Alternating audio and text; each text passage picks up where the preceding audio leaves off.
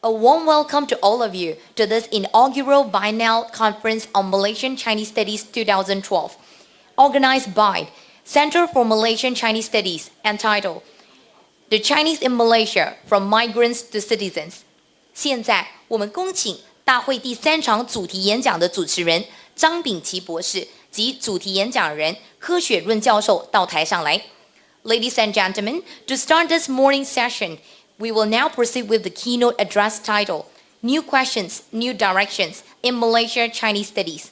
It is now my privilege to invite Dr. Chang Peng-Ki to introduce the keynote speaker, Professor Sharon A. Carstens.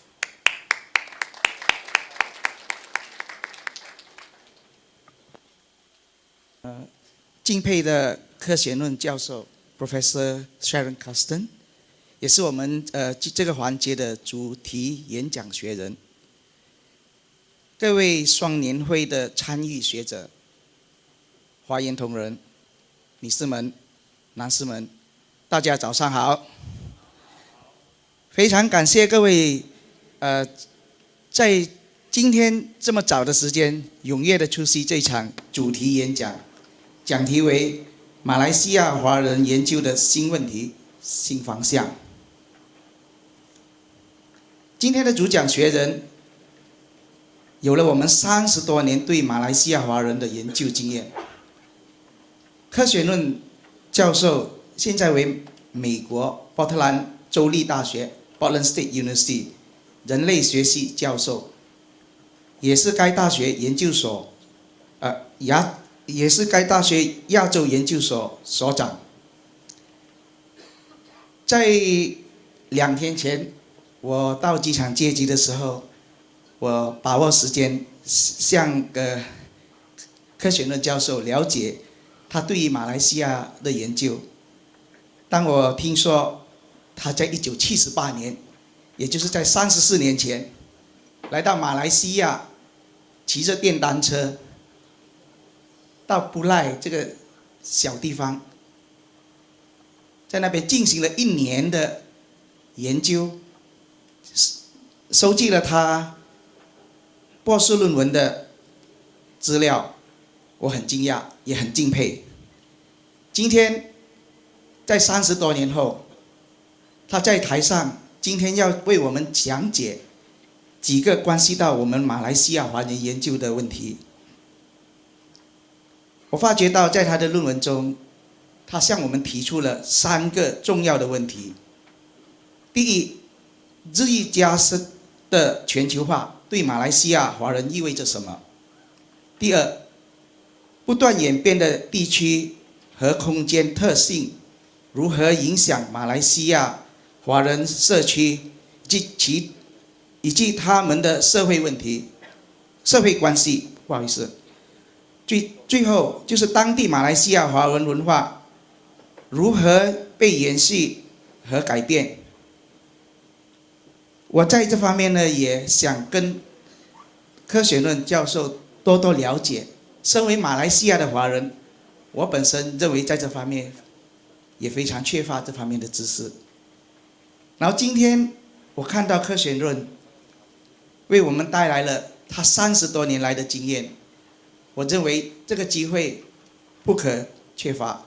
那我就好好的把这个机会也邀请我们的柯雪润教授为我们发表他的论文。有请柯雪润教授。We would like to invite Professor A. Carstens to deliver his keynote speech. Thank you.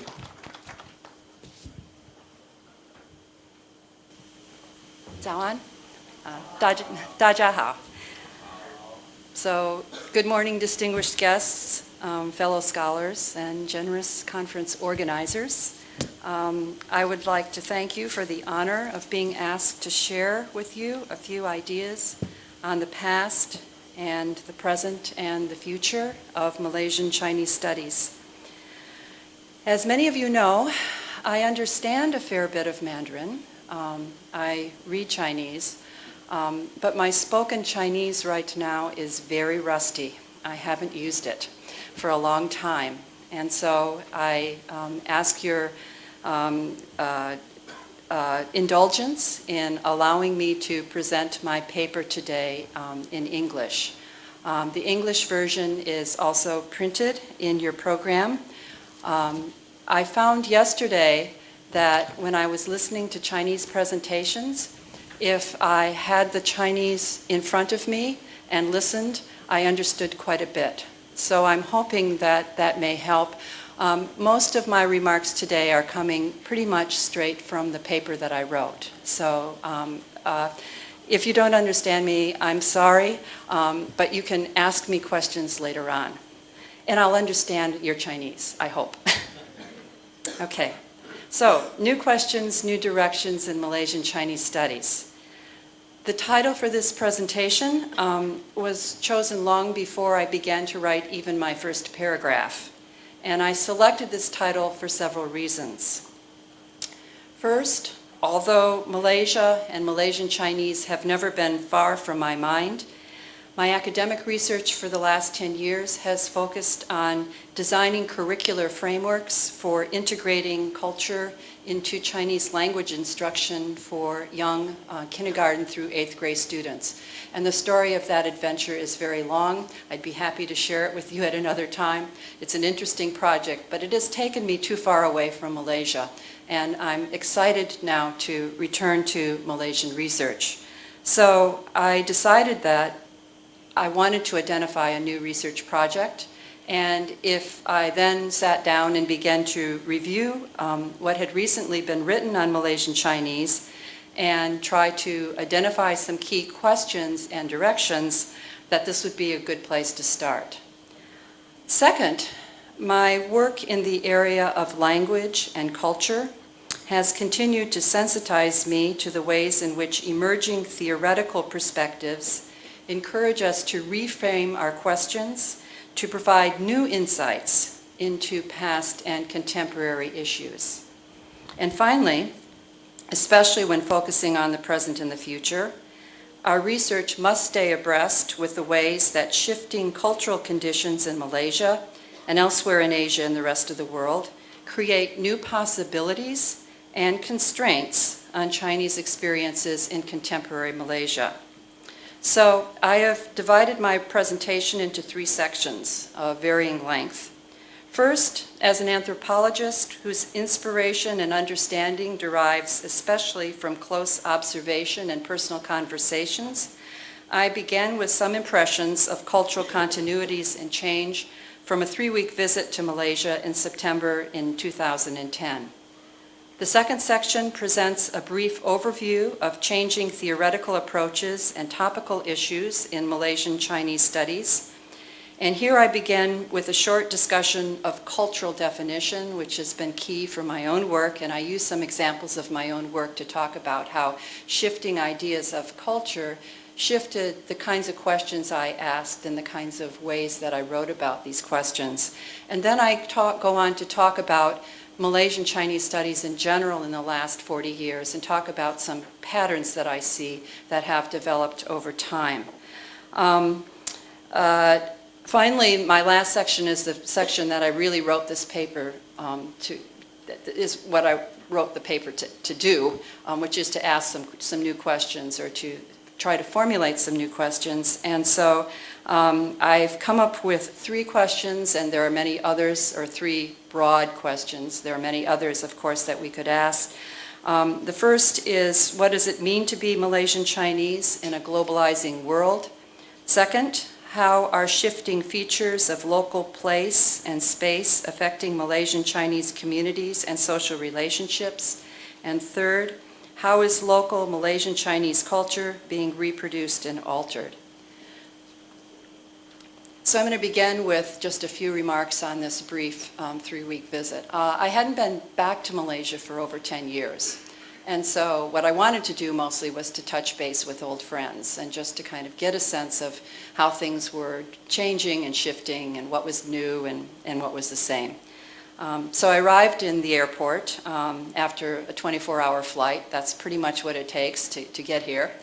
And immediately when I landed, I was greeted by the familiar smells, the humidity, the heat, and the languages. I mean, it's a very intense experience immediately when you enter Malaysia, and was able to take for the first time a nice fast train into the city, and then got to where I was supposed to take a taxi and discovered none of the taxi drivers wanted to take me to PJ, which was where I was going to stay with some friends, and it just seemed very curious. They claimed they didn't know where the address was, but I really suspected that they just didn't want to get caught in the traffic jams. So I finally made it to PJ after getting lost several times and calling my friends on the cell phone.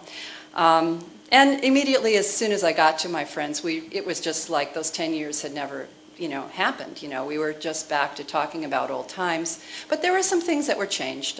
Like me, they were older.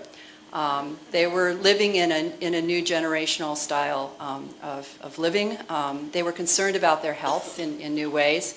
They were also very concerned about some incidents of robbery and lax security and things like that. So there was a kind of a tension there with them that I hadn't experienced before. I then went on to Ipoh to visit an old friend in Ipoh, and then from Ipoh, for the first time, was able to take a bus across the Cameron Highlands on that highway that has been constructed in the last 12 years. And so that was very interesting. And I noticed as we got close to Gua Musang, all of the new oil palm plantation plantings, and you could just see, kind of what was happening to the landscape. Gua Musang, when I was there in 1978, had no real roads. You had to take the train there. But it has totally been transformed. And so as I came in from the bus, there were all these new housing developments. And I got to the bus station and called a friend on the cell phone, and it took her 25 minutes to go what should have been a mile. I couldn't understand what was holding her up. Well, it was the traffic jams from Hari Raya. So this was all very, very strange and unfamiliar. But when I went and took the road back up to Pulai, things began to seem more familiar. And as I sat and talked to my friends, we shared our usual experiences of what was happening in our lives and with our families, and showing photos and so on. But they soon began to talk about a new practice that was important to some of the local families, which was they were arranging marriages for some of their older sons with international brides. Coming from Vietnam, the Philippines, and some of them from Thailand. And this was, again, something quite new. They immediately invited me to a wedding that was going to be held the next week, which I didn't have the opportunity to attend, but they told me that unlike the wedding feasts of earlier years, when as a village they would come together and cook the banquet and use all of the local chickens and ducks, this was going to be catered by people from the Cameron Highlands. And so this also suggested certain kinds of changes. I forgot to say that the way I got in touch with people 2 years ago was by Facebook, which was, to me, again, there hadn't even been telephone into the village in previous years. But now there's a website, and I was able to touch base with people in a new way. So I also noticed other visible changes. The centrally located Pulai Guanyin Temple had a new facade. The formerly barren area in front of the temple now featured a paved square with several Chinese-style pavilions. And what was interesting and somewhat alarming was that these pavilions looked like all the pavilions I'd seen all over China. So the local sense of their own kind of Chinese style was being erased. I was also told that the new changes in the facade of the temple came after Chinese from the PRC had visited and told them that they had not done things correctly. So they had to change. These sorts of things. There was also a huge new rebuilt temple in a cave across the way that was, again, in a very different style than anything I had previously experienced. And on one evening, I sat and watched some of the younger children in the community practice lion dance, which was, again, something that was new. Okay, those are just some quick observations, and some of those I tie back into the rest of my paper. And I realized as I got to the end of writing the paper, I should have done a better job of that. But hopefully in the revisions, I'll touch base with several more of these points. I want to go on and talk about some theoretical perspectives in Malaysian Chinese studies. And just begin with the remark that our scholarly research is inevitably shaped by the theoretical perspectives of the time and the place in which we are studying. And my own Malaysian research has been no exception. So my initial ethnographic research in the rural Hakka community of Pulai in 1978 was heavily influenced by Clifford Geertz and a particular approach to culture, where culture was seen, among other things, as webs of meaning. We were interested in systems of meaning.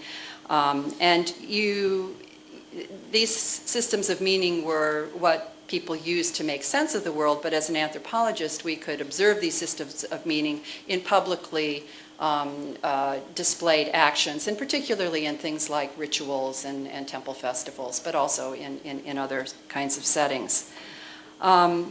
My training, however, also encouraged data collection on a wide range of topics, from oral history to kinship practices, economic strategies, and political structures, all of which were analyzed in my PhD dissertation. So what I was doing as an anthropologist was studying what we call feng shui xiguan. And this is to be distinguished from wenhua, which is a much more literary kind of approach to studying culture. So it's a particular kind of approach to folk culture. And this style of research and analysis, although it was capable of attention to multiple perspectives shaped by age and gender, still was pretty much connected to one time and one place. Yeah, I collected some local history, but it was kind of still a sort of static kind of study. So during the 80s and 90s, these earlier models of culture were increasingly critiqued. They were too static. They didn't pay attention to what we call human agency, people actually acting and making choices. They didn't pay attention to power relations. They didn't pay attention to the kinds of very diverse cultural messages that came from all sorts of places in an increasingly globalized world. So both history and gender became key topics in the 1980s as anthropologists teased out relationships between cultural reproduction and cultural strategy, various forms of power, and so on. And my own work then tracked these developments. I wrote in papers on gender, on historical shifts in Malaysian Chinese publications, on issues of historical representation, shifting concepts of power in research on Yapaloy, arguments about the habitus of Hakka cultural reproduction, and Malaysian Chinese resistance through the national culture debates. Finally, the new technologies of mass communication, from VCRs to satellite TV to the internet, that emerged in the 1990s and 2000s encouraged new theories about transnational cultural flows and their potential effects on cultural practices and imaginaries. And this, again, was something that I then pursued in my research in the late 1990s on Chinese Malaysian responses to transnational mass media, Chinese mass media. So although the broader scholarship on Malaysian Chinese society has been similarly reflective of shifting theoretical trends, other significant factors have also shaped both research agendas and the format and venues in which these findings have been presented. And I'm going to just sort of try to go through this a little bit more quickly. There's a lot of detail in my paper and a lot of citations. I got to the end and realized that my bibliography was almost as long as my text. But I'm trying to pull together a lot of what scholars of Malaysian Chinese have written about and sort of point to certain, I think, important studies and directions. So until the late 1970s, most of the publication in social science on Malaysian Chinese was written in English, and it was based on research conducted mostly by Western scholars And most of the studies were what we would call community studies. They were based in a particular community and talking about people in that time and place. This shifted in the 90s, 80s, and 90s. There was a lot more written about particular issues that the Chinese in Malaysia faced. There was increasing attention paid to topics that addressed significant social, economic, educational, and political challenges in the wake of the new economic policy and the national cultural policy of the 1970s. So there was these papers now and books now were not location-based, but they were issue-based, and they were still mostly written in English, but a large number now were being written by local Chinese Malaysian scholars. However, most of these scholars had still been trained in the West, and so they were drawing still on kind of Western theory and Western ideas at least in much of their early analyses. A second key trend in the 1980s was a growing scholarly literature in Chinese and new venues for its publication. So prior to this time, Malaysian outlets for researchers who wrote in Chinese were mostly limited to Chinese Huiguan Association volumes and Chinese newspapers. The early 1980s, with the growing politicization of major Chinese associations who organized meetings and drafted documents that criticized government policies on national culture and Chinese education, also, I think, pushed toward the final establishment of the Chinese Research and Resource Center in 1985, which we now, of course, know as Huayan. And it was, it was housed in the premises of the Selangor Chinese Assembly Hall, and it's been very important as a center for establishing a library with materials in both Chinese and English, focusing again on local and regional issues, and also in terms of publishing a series of monographs, as well as the scholarly journal of Malaysian Chinese Studies. So these two trends, the increasing involvement of local scholars in Malaysian Chinese research and the expansion of scholarly writing in Chinese, greatly enriched the field of Malaysian Chinese studies. These local developments also inspired discussion of the relative value of Malaysian Chinese versus Western scholarship. Given the debates of this time period that were focusing on issues like Orientalism and the legacies and distortions of colonially defined scholarship, I think such discussions were useful and appropriate.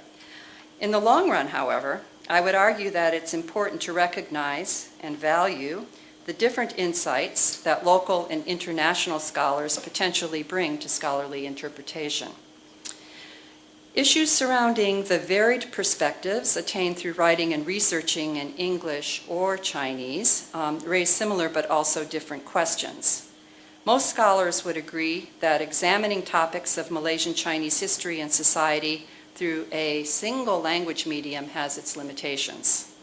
I personally discovered early in my initial research in the late 70s that Chinese community and political issues were covered very differently in the local English and Chinese newspapers in Malaysia, and I made sure that I always read both sides. So historic and contemporary documents that are produced by English-educated versus Chinese-educated Malaysians often convey distinctive and not necessarily comparable points of view. Now, this is not to argue that all English sources or all Chinese sources carry the same perspective, but that they can give us different, again, points of view on different issues. So I would argue that if scholars are able to conduct their research in multiple languages and to draw on both Chinese and Western sources of data, then I think that that's a real plus. But in terms of whether you write in Chinese or whether you write in English, I think that language does, to a certain extent, of course, shape the way that we present things and present our arguments. But I think in the long run, that our depth of understanding and our soundness of interpretation is what matters. and that the medium in which this is presented is not as important, although it's important in terms of audience, and that's a final question I'm going to get to at the end of my paper. So scholarship on Malaysian Chinese in the 1990s and into the first decade of the new millennium, while continuing to address the ongoing issues of the Chinese place in Malaysian history, politics, and society, common in the 1980s, also reflected growing attention to the global phenomena of transnational connections, diasporic flows, and new patterns of international travel and business. Within Malaysia, the relaxation of certain restrictions on Chinese cultural expressions and the new alternatives for higher education with the establishment of local private universities, the growing opportunities for local and international travel and business offered new options for Malaysian Chinese of all backgrounds and all parts of the country. So these more recent shifts form the background to the series of emerging questions and issues that are explored in the following sections of the paper. Certainly other questions could be formulated as well. These are simply topics that caught my attention in readings from afar, and my hope is that they will spur discussion and further research with other interested scholars. So, emerging question number one, and I'm watching the time here and thinking I'm going to have to abbreviate some of this, but it's in the paper. So, the first question that I ask is, what can we learn by viewing Malaysian Chinese through a more global lens? And I talk about three terms that are commonly used as we discuss this issue: diaspora, transnational, and global. I'm quite critical of the use of diaspora as related to Chinese of Malaysian descent for a number of reasons. I think that the term implies, at least, it can be defined in multiple ways, of course, like any key term. So, but it comes out of studies of the Jewish diaspora, and the implication is that there is a longing to return to the homeland.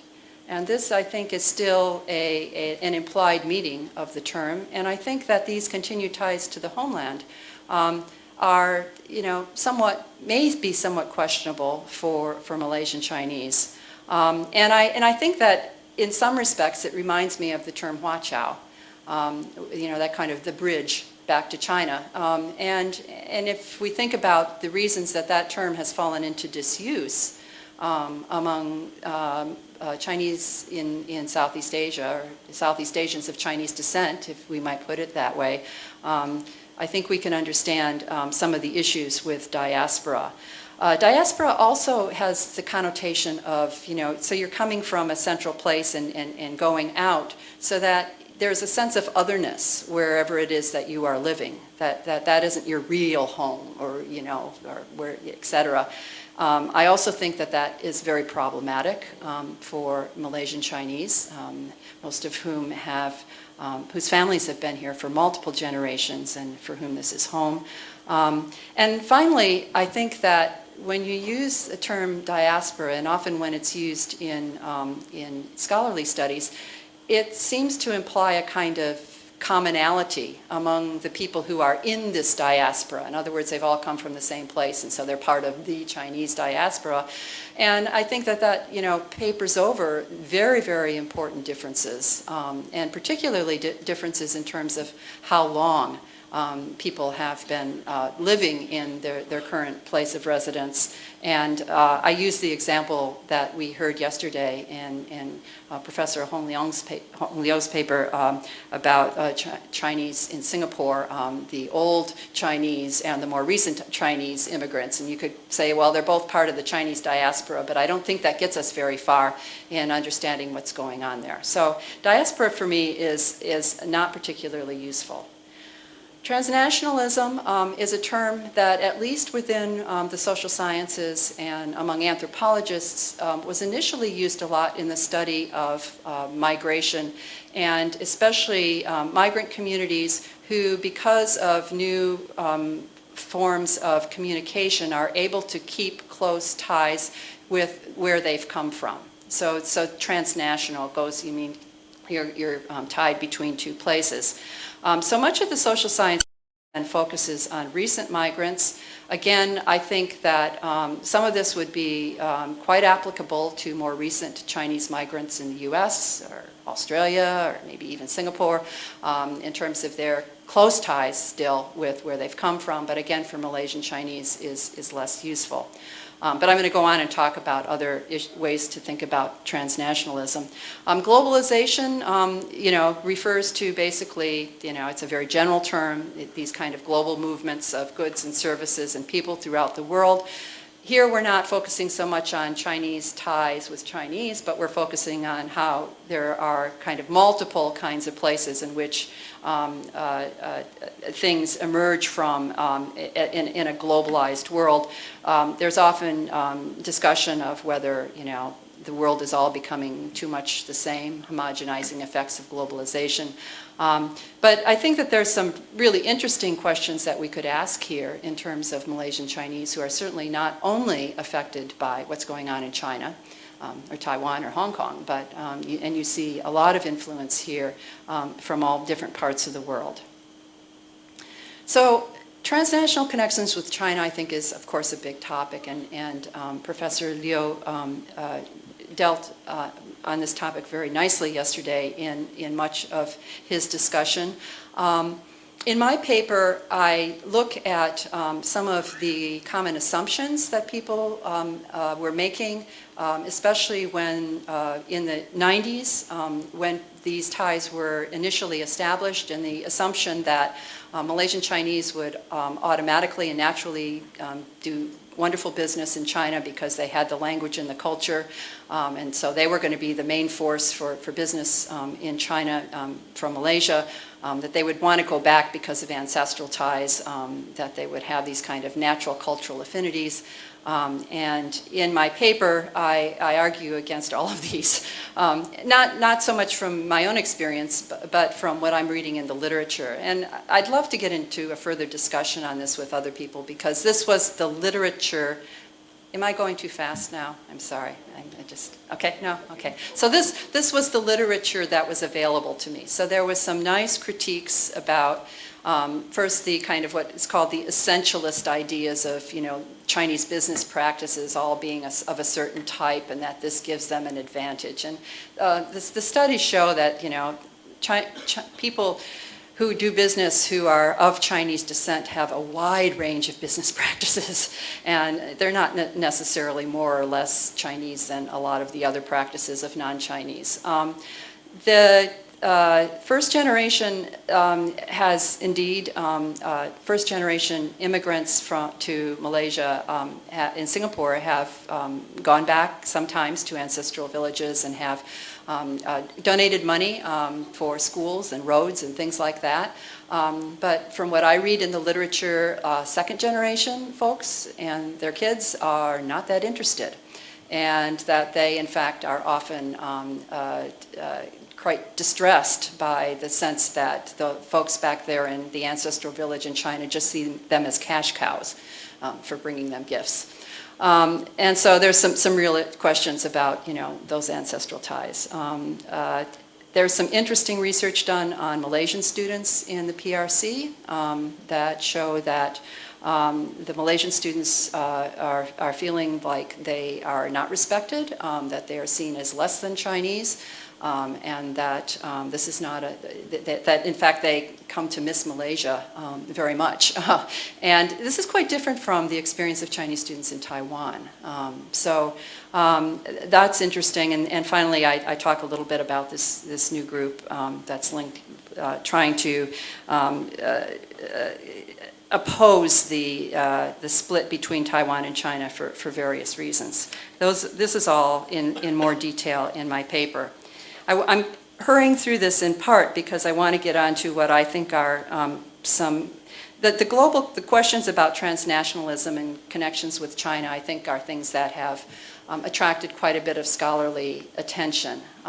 But the next two questions, I think, are ones that have attracted less attention and are very worthy of our further study. So my emerging question number 2 is, how do shifting features of space and place affect Malaysian Chinese communities and social relationships.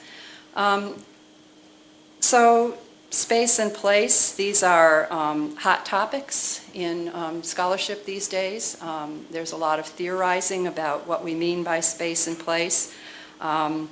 I came across a quote that I liked by a social scientist by the name of Tu Yifu, who said that, quote, "Space and place are basic components of the lived world. We take them for granted. When we think about them, however, they may assume unexpected meanings and raise questions that we have not thought to ask."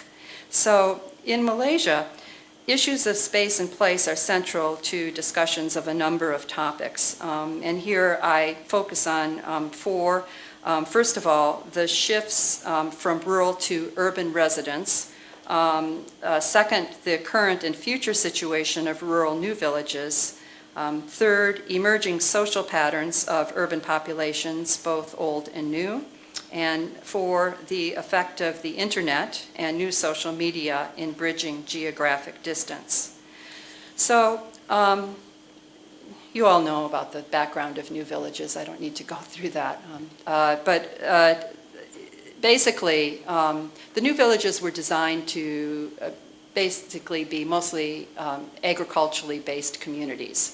Although some were located closer to urban areas and quickly became more integrated into the urban economy, most of the new villages in more rural areas were based on agriculture. And as the Malaysian economy has shifted away from agriculture, this means that these new villages and the young people in these new villages are faced with having to find occupations outside of this area and are increasingly drawn to the cities. So, for example, one of the studies that I cite shows that the new village populations in new villages close to urban areas have remained fairly stable, but in rural areas there's been a 25% drop in their population in the last decade. So young people from these rural villages are leaving home. They're leaving behind elderly family members.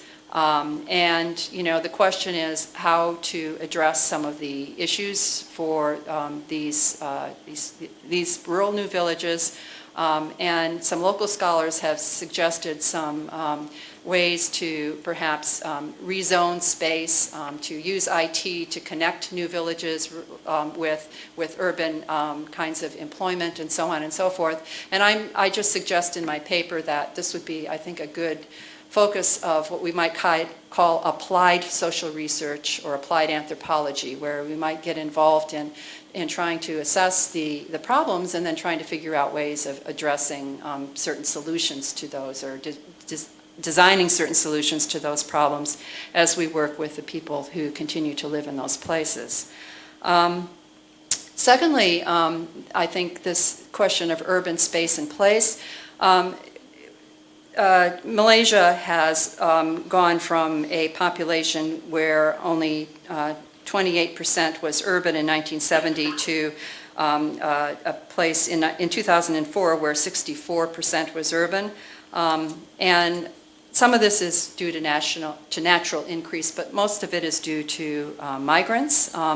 And the urban migration, of course, has been both from Malay, Chinese, and Indian. For the Malays coming into the cities, they're often employed in government jobs, and so they have a kind of niche. Chinese coming into the cities are working in a very wide variety of sectors, from trade and manufacturing and transportation to education, technology, and healthcare. And a recent study by a scholar, Zhang, talked about how rural Malays, when they come to the city, tend to establish fairly closed cultural communities that are similar to their rural kampongs. And this scholar did a comparative look at Chinese and Malay urban migrants, but unfortunately, I think she sounds accurate for the Malay urban migrants, at least from what I've read elsewhere, and I'm not an expert on this, but she doesn't really talk much about Chinese and where they're settling and how they're using space and how they're using connections and so on. And I think that this would be a really interesting project for researchers to explore. Also, I think that the social and cultural worlds of urbanized Malaysian Chinese in general are worthy of our careful attention. One local scholar, Li Bontong, has written a paper in which he describes Chinese urban communities in Malaysia as plagued by what he calls placelessness, a lack of a sense of place. And the question that I have then is this true? Are there urban kind of spaces where there is what we would call patterns of place-based sociality, whether it be food courts and coffee shops or the newer spaces of shopping malls, commercial areas, or other social spaces? How do distinctions in age, gender, social class, and ethnicity shape social patterns in different types of spaces? And maybe, rather than relying on our neighbors or the people that live close to us in space in an urban environment, we have different kinds of networks of sociality. And I think it would be interesting to try to study this and to track the patterns. Finally, how do new forms of social media available through the internet enable construction and maintenance of social, economic, and political connections that transcend the formal spatial limits of geographic distance? So I think the issues coming out of what we call the digital age, again, are not new ones, but I think that there's a lot of research that can be done on whether people who can now use the internet to maintain really close connections. My daughter is studying in Nanjing, China this year.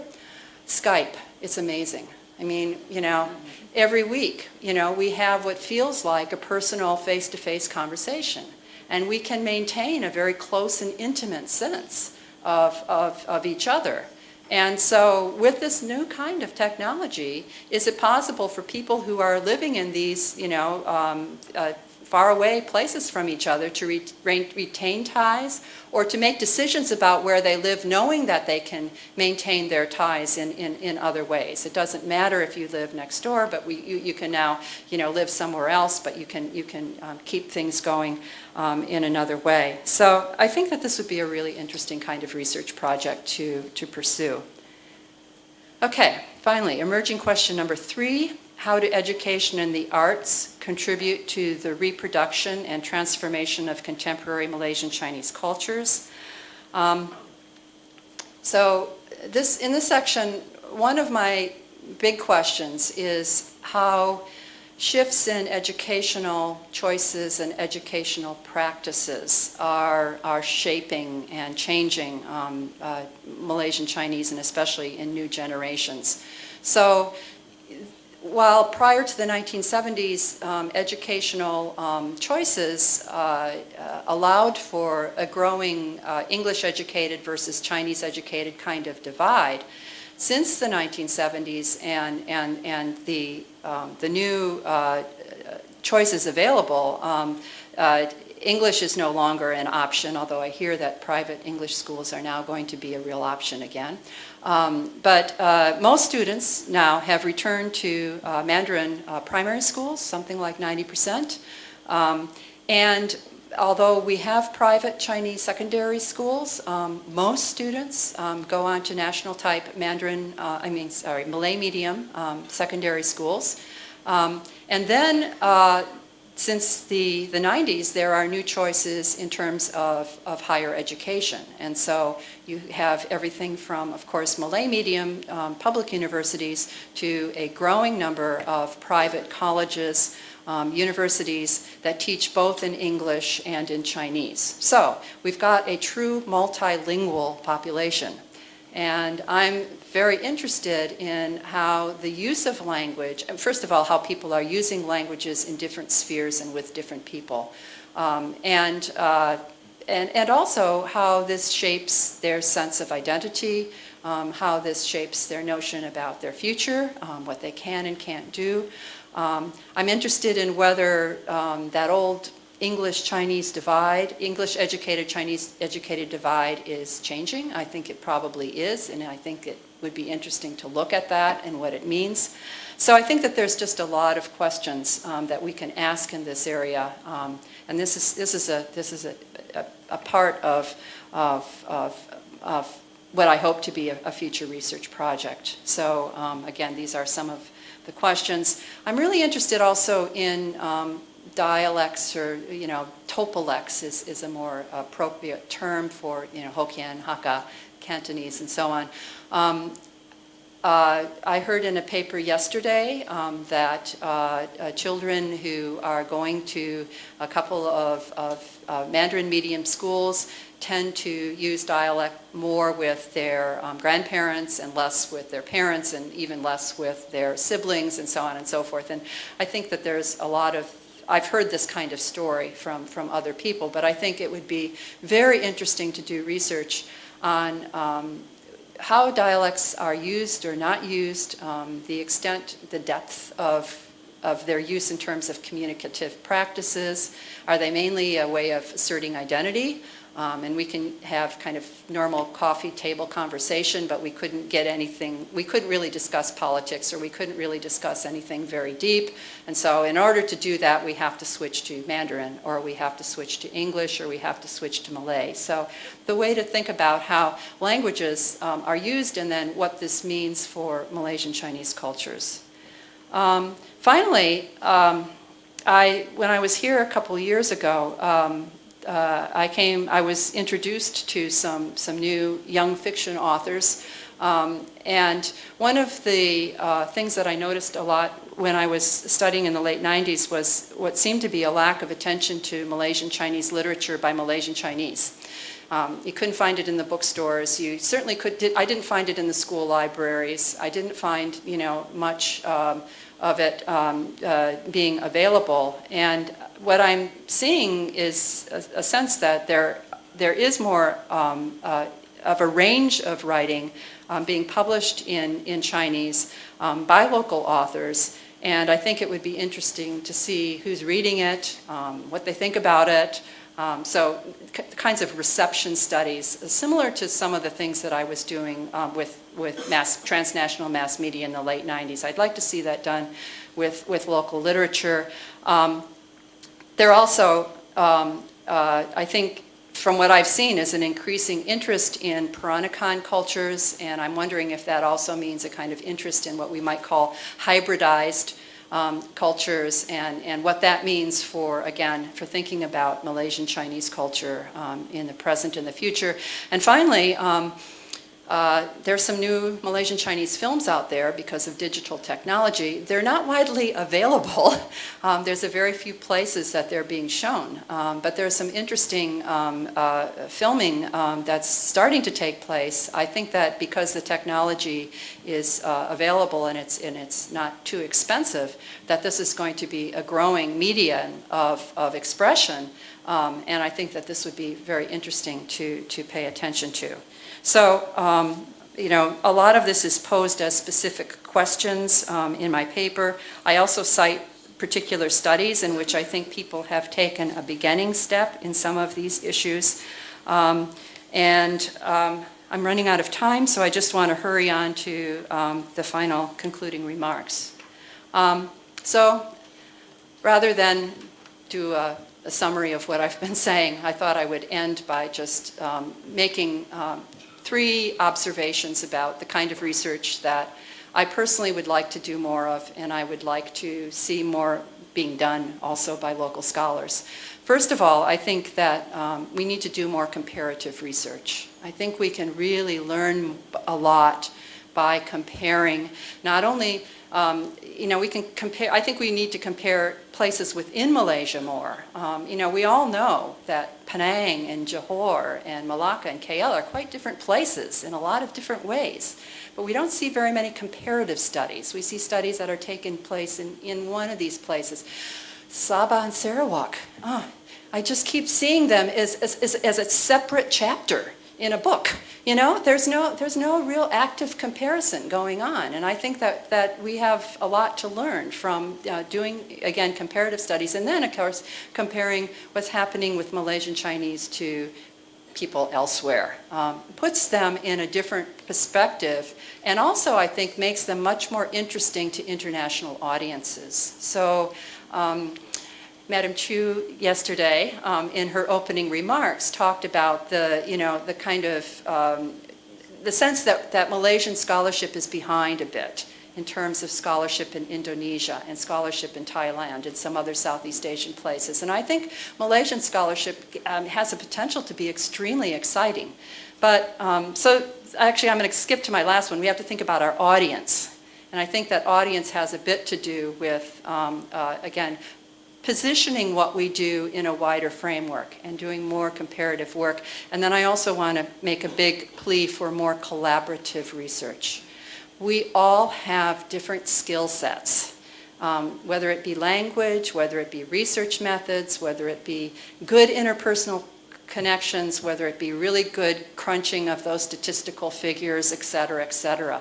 I think that collaborative research can produce very robust projects that can really, be exciting for the people involved, and also I think for the results that will come out of such work. So I'm going to make a plea for not only working with each other, but working with folks like me. And this is a lot easier now because of internet connections. So I think that this actually has a fairly good future. Reach out to other people who you feel have complementary skill sets and think about designing projects, I think, that are more collaborative. So with that, I know that I've run out of time, and I invite you to ask questions. Thank you.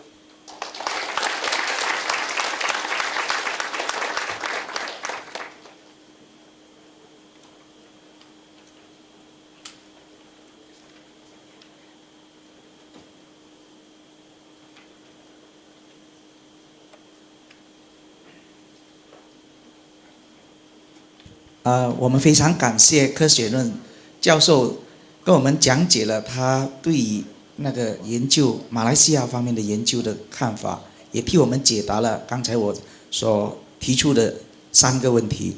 那在他的总结呢，他也向我们建议了很好的建议，就是希望我们多做一些比较的研究，然后当然也不要忽略了我们这个合作方面。我在此呢想说，当然借用这个机会先 I would like to offer myself if I have an opportunity to have a collaborator research with you. OK， 那当然这个很难得的一个机会。那最后呢，我看我们也不要忽略了我们的观众或者是我们的听众。在这方面呢，主要的呢就是说如何把我们的那个研究的那个成果呢发扬光大。那其实呢柯雪润教授呢，不止在这个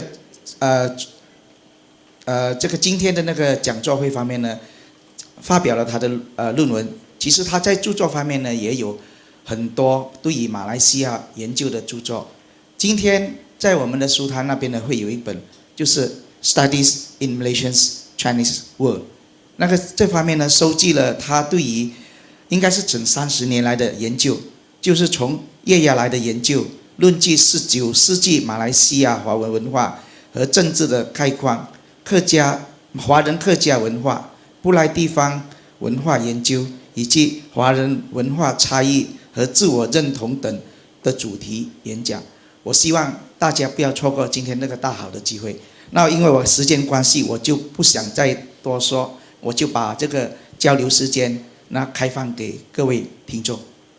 有问题的可以用双语来提问，可以开始。OK， 有请Prof Ding, please. Thank you, Professor Sharon, for the very, very enlightening lecture on that. Yeah, you mentioned so many things that you have done, and then many, many things that we should be doing. I think we should not neglect that our research is not only to make we understand better what we have done, but also make the research widespread to other communities. In Malaysia, I think so much has been done in Chinese literature, in Chinese language, but not much is known by the Malay community of what we have done.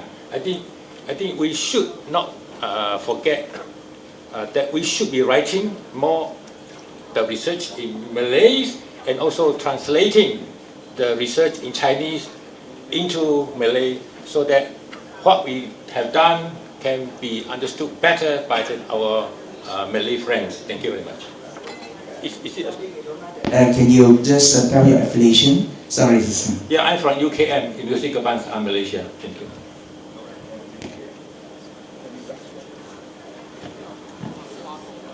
I couldn't agree more. And I also think that another example of comparative research ought to be research that includes the multiple ethnic communities that we have here in Malaysia. And that too often our research, and mine is certainly no exception, and this is true of Western scholars. When I talk with people, other scholars in the United States who study Malaysia, we're all focused, for the most part, on specific ethnic communities. Oh, I do Malay. Oh, I do Chinese. Oh, I do Indian. And we rarely are able to transcend our own narrow ethnic research. So this is a fault of Western scholars. Some of it has to do with language, but you all have 3 languages. And so I think that, that this is, I totally agree. And I think that more translation would be worthwhile. I met a Malay scholar when I was in Toronto at the Asian Studies meetings in March, and he commented to me that Malay scholars find especially Chinese newspapers extremely frustrating because they don't know what's being said, and they feel like it's a kind of closed community. And so on the one hand, we celebrate this vibrant tradition of Chinese newspapers that express what's going on in Malaysian Chinese culture, but it also means that it limits this in terms of what what the other ethnic communities in Malaysia can know about what you all are doing. So I think that's a very well-placed remark. Can we have the second question? 我们还有其他的问题吗？可以用华文发问 ，OK， 请。 Good morning. My name is Mo Iktian. I'm coming from University of Science Malaysia. Thanks for your presentation. I think you have better captured the imaginations of Can you Malaysian. get the mic closer because we can't hear you clearly? Thanks for the presentation. I think you have better captured the imaginations of Malaysian Chinese and the diversity of Malaysian Chinese society. I have a question here. Just now you mentioned about the scholarship on Malaysian Chinese, and you mentioned 2 groups, which is Western scholars and another one is the local. But I think the recent year we can see there is an increase of East Asian scholars, on the research of Malaysian Chinese society. My question is, how do you think this group of scholars, because they have particular interest in our Malaysian Chinese, which is one of our identities, which is ethnic-based identities. How do you think the scholarship will shape our understanding of the Chineseness of Malaysian Chinese, or our identity in general sense? I would like to add one point, because you mentioned about the diaspora, the term. I think it is really useful, but if you study the case of Perse, which means there's street demonstrations, which happened, I think, months ago. You see that there's a diasporic Malaysian Chinese, in all over the world. They all claim they're concerned about this land, and their homeland is Malaysia. So I think the diaspora this term is still useful, but in a different sense. Okay, thank you. I think that's a good use of diaspora, and it's very specific, and it's used for a very specific reason. But my quibble is the question of Chinese diaspora in general. Asian scholars, yeah. And you're absolutely right, it's missing here, and I'm aware of it. I've been at conferences in Taiwan and have talked to people in mainland China about Southeast Asian research, and I know that there is a lot of interest in Southeast Asia in both places, and Malaysia in particular. I'm not sure I can answer your question of how this scholarship is going to shape Malaysian Chinese. So far, and I haven't read that much of it, but I've read a bit of it. I don't sense a real understanding of the local situation in much of it.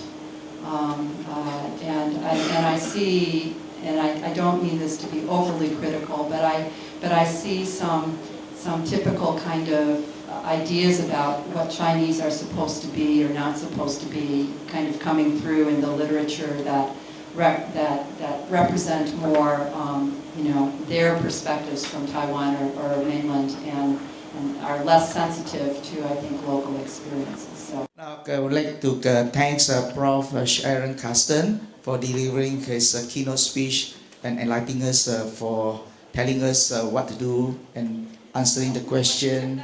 Yeah, okay. And I think that you have given us a good suggestion, and I think that we should go to comparative and collaborative research. And with that, I think nothing more than what we can say. It's just to give you a round of big applause. Okay? Thank you, Dr. Chung and Professor Sharon A. Carstens.